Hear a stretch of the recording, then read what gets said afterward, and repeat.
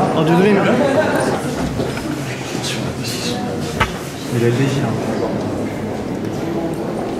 Bonjour à tous, je me trouve ici au tribunal de grande instance à Paris, devant la chambre 1, pôle 8.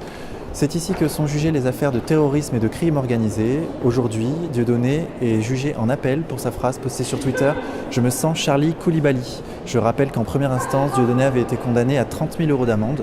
Nous avons pu voir tout à l'heure la présence de Aziza ainsi qu'un certain nombre de membres de la LDJ.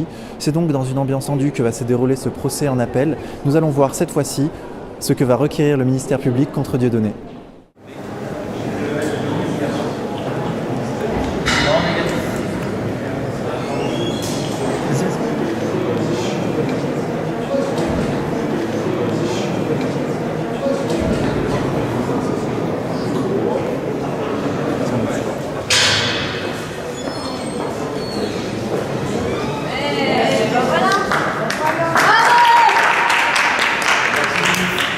Impeccable. Écoutez, j'apprends, je fais du droit là en ce moment, j'ai pris un cours de droit, donc il faudra avoir avec mes avocats, ils vont être plus loquaces, une QPC, question prioritaire de constitutionnalité apparemment, et il semblerait qu'il y ait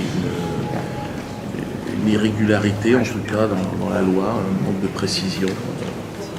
C'était intéressant. Mais il faudra leur poser la question. Ben, il est derrière vous, mon avocat, vous pouvez peut-être lui poser la question.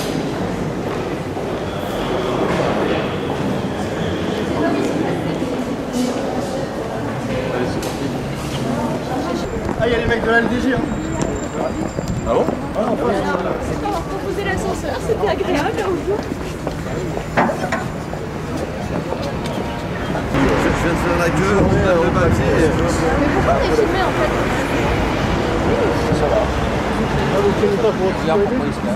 Alors on était là en appel pour rejuger l'affaire Charlie Koulibaly. On a déposé une question prioritaire de constitutionnalité pour indiquer que la disposition qui permettait de poursuivre Dieudonné était contraire à la Constitution. Pourquoi ? On est passé d'une définition initiale qui était détaillée, comme pour le harcèlement sexuel au départ, à une définition réformée, sans aucune description de ce que peuvent être les comportements qui provoquent aux actes de terrorisme. Ce qui fait que la loi est imprécise et qu'on ne sait pas si un clin d'œil, un bisou, un bras d'honneur, par exemple, peuvent être constitutifs d'un acte d'apologie de terrorisme. Et qu'est-ce qui va se passer maintenant?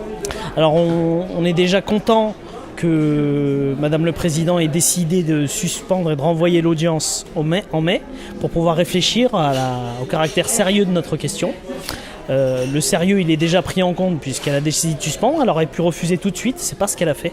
Donc elle prend le temps jusqu'au 15 mars de savoir si elle va transmettre à la Cour de cassation. Donc c'est déjà une très bonne nouvelle puisque cette question, c'est pas seulement la question de Dieudonné, c'est une question qui a été soulevée et qui est discutée par tous les juristes qui pratiquent le droit pénal et le droit pénal de la presse, et même par Reporters sans frontières qui réclamaient à ce qu'un avocat ou plusieurs avocats puissent la déposer. C'est ce qu'on a fait pour le compte de Dieudonné. Donc on attend la réponse. Moi je suis en paix, sur scène. Je salue un copain de RTV alors. Merci Dieudonné. Plaisir.